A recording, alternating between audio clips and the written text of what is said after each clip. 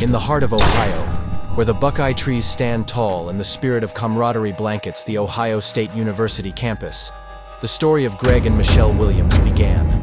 A narrative that would later unfold into a tale marked by love, ambition, and a chilling turn towards the unthinkable. As students, their lives were woven together by shared classes, mutual interests, and a blossoming romance that seemed to embody the very essence of the American dream.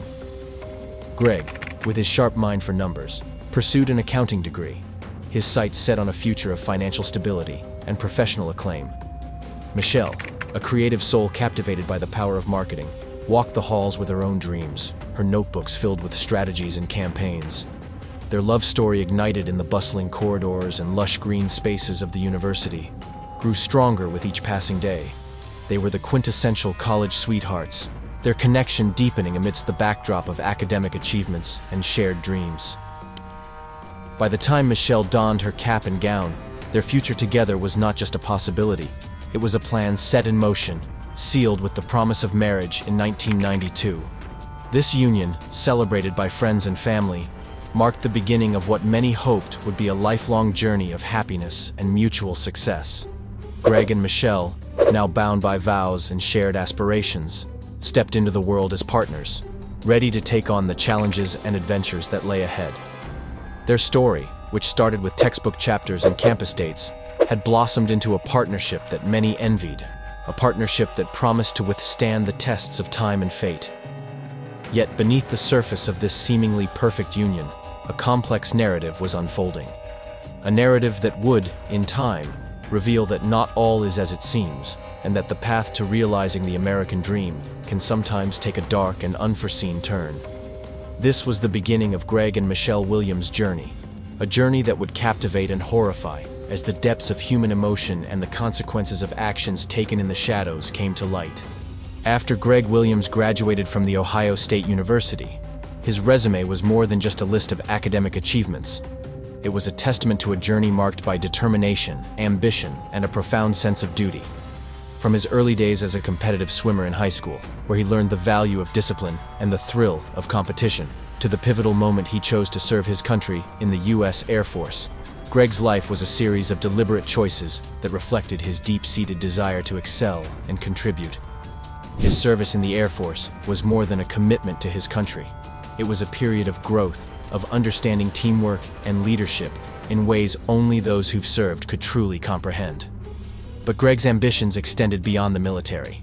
With a clear vision for his future, he returned to Columbus, Ohio, determined to forge a path in the world of accounting. The Ohio State University, known for its rigorous academic environment, became the crucible in which Greg's professional dreams began to take shape. Balancing work and study, Greg displayed an unwavering commitment to his goals. His time at university wasn't just about earning a degree. It was a testament to his resilience, a period during which he honed his skills, knowledge, and work ethic. The challenges of managing a job while pursuing an accounting degree taught him the art of balance, time management, and the importance of hard work, lessons that would serve him well in his future career. Upon graduation, with his accounting degree in hand, Greg didn't just look for any job. He aimed for the pinnacle of his profession, aspiring to become a certified public accountant, CPA, with one of the big firms. His ambition and the skills he had cultivated over the years led him to Denver, Colorado, where he secured a position with Deloitte and Touche, one of the most prestigious accounting firms in the country. This wasn't just a job. It was the realization of years of dedication and hard work. Denver offered Greg and Michele more than just professional opportunities. It promised adventures in the great outdoors, aligning perfectly with their love for skiing. The mountains became their escape, a place where they could challenge themselves on the slopes and bask in the beauty of their surroundings. For Greg, becoming a senior assistant accountant at Deloitte and Touche was a significant milestone. But the joy of exploring the Colorado mountains with Michele added a richness to his life that went beyond career success. Their life in Denver was a harmonious blend of professional achievement and personal happiness. Greg's career was on an upward trajectory, and together with Michele, they were living a dream they had meticulously built. The future was bright, filled with promise and endless possibilities. Greg's journey from a high school swimmer to a respected accountant in Denver was a narrative of ambition, perseverance, and the pursuit of excellence, a narrative that was only beginning to unfold. During his time in Colorado, Greg and his brother Jeff often discussed the possibility of opening a pesticide and extermination business together. After spending 18 months in Denver, Greg and Michele decided to move back home to Columbus. Greg and Michele missed their families, and Greg decided he was going to pursue the business with Jeff. A family friend said they both were excited about moving back to their hometown. The dream of opening his own business would never happen for Greg Williams. In the waning days of September, under a canopy of changing leaves, Greg and Michele Williams made their way back to Columbus, Ohio, their car laden with the remnants of a life they had started to build elsewhere. They were returning to their roots, to the familiarity of home, and the embrace of family and friends. This move, laden with the promise of new beginnings, was a step into a future they envisioned together. On Thursday, September 30th, 1993, their first day back, the air in Columbus was tinged with the crispness of early fall. The morning was spent in a flurry of activity, unboxing memories and dreams packed away in cardboard.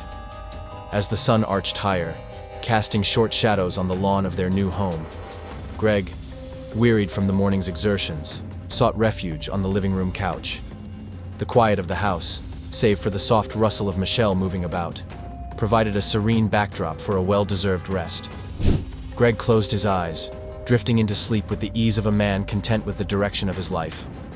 But peace was a fleeting visitor that day. As Greg lay vulnerable in the grip of slumber, an unthinkable act of violence shattered the tranquility. He was shot 3 times in the chest, echoes of the gunfire a grim herald of tragedy. Michele, finding Greg in a state beyond awakening, was thrust into a nightmare. In a desperate bid for help, Greg was rushed to Riverside Hospital, where doctors waged a valiant battle against the irreversible tide of his injuries. Despite their efforts, the life that Greg and Michele had so carefully nurtured was extinguished. Just one day into their new beginning in Columbus, Greg's journey was brutally, inexplicably cut short. The shock reverberated through the community, a chilling reminder of the fragility of life.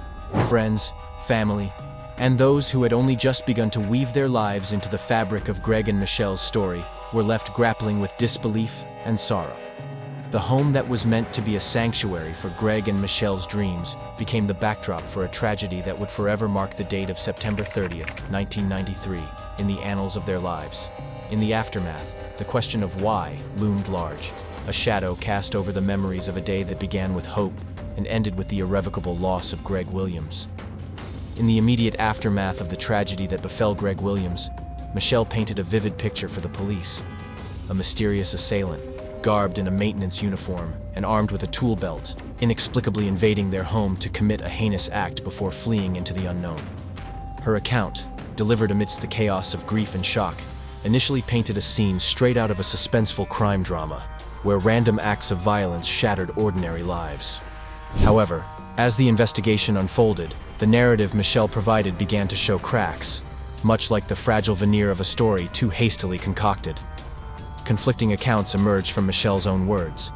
First, she was upstairs, lost in the mundane task of unpacking their life from boxes, when the sound of gunshots propelled her downstairs. Later, she recounted being in the kitchen, her proximity to the tragedy painting a different picture altogether. These discrepancies, subtle yet significant, turned the gaze of suspicion toward Michele herself. The discovery that followed in the Williams home would unravel Michele's initial narrative thread by thread. Tucked away in a duffel bag, the instrument of Greg's untimely demise was found, a handgun, its origins tracing back to a purchase made in Denver, mere weeks before the couple's return to Columbus. This revelation alone might have sufficed to cast a long shadow of doubt, but more damning evidence lay in wait. 3 shell casings, silent witnesses to the crime, were nestled within Michele's purse, an accessory to a secret far darker than anything the investigators could have anticipated. Further compounding Michele's rapidly crumbling story was a letter, a tangible link to a clandestine relationship back in Denver.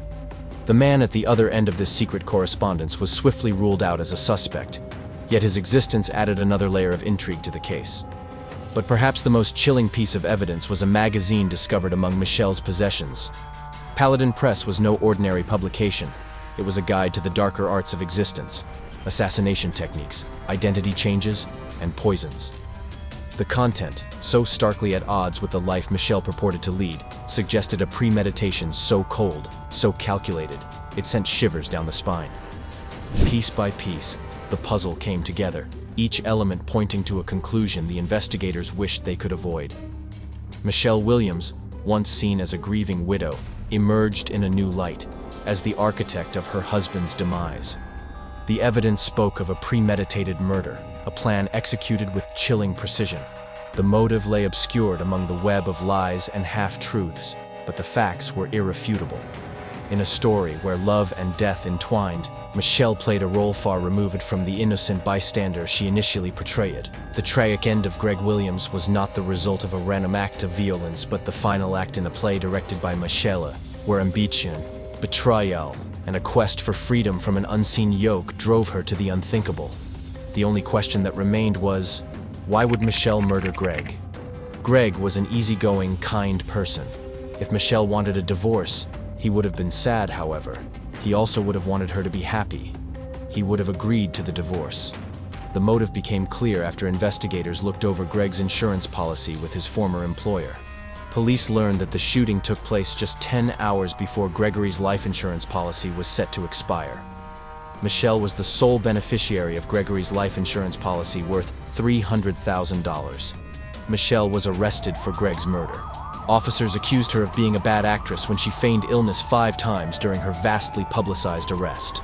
Her well-planned and rehearsed fainting spells became media fodder throughout her trial. Initially, Michele pleaded not guilty to the fatal shooting of her husband, Greg. Michele knew she was facing life in prison for aggravated murder, along with a 3-year gun specification charge. Michele was released on electronic house arrest. She was ordered to stay at her parents' home with the exception of meeting with her attorneys. Michele would not waver from her original story that claimed a maintenance man had shot her husband. Michele knew the evidence against her was overwhelming. On May 12, 1994, Michele stood before a judge and confessed to shooting her husband, Greg, in order to get a reduced charge of murder. Michele provided no reason for the murder. According to her boyfriend, Michele was unhappy because Greg did not pay enough attention to her and was not supportive of her career. The judge sentenced Michele Williams to 15 years to life in prison, plus a 3-year gun specification. Michele Williams is a cold-blooded murderer who has served only the minimum 18 years of her life sentence. She took the life of a brother, a son, and a friend to many. She has never shown remorse for her actions and still refuses to accept full responsibility for her crime. Greg will never get the chance to spend the holidays with his family, know what it is like to have children, or achieve his goal of having a business with his brother. We believe releasing Michele Williams at this time would be an injustice to Greg Williams and his family. In addition, releasing her at this time would present a serious risk to the public. Based on the facts of this case and the fact Michele Williams has served only her minimum sentence, we believe to further the interests of justice, Michele Williams should be denied parole. As this documentary concludes, we are reminded of the fragility of the American dream and the profound impact of our choices. Greg Williams will never fulfill his dreams of business success or family holidays, but his story will continue to resonate, a sobering narrative of how quickly the life we build can be undone by the secrets we keep. In the end, justice for Greg was sought and served, not just as a measure of retribution, but as a solemn vow to uphold the value of every life taken too soon. Though Michele Williams serves her time, the story of Greg and Michele, a tale of love, ambition, and betrayal, remains a poignant reflection on the human condition and the search for truth in the shadow of tragedy.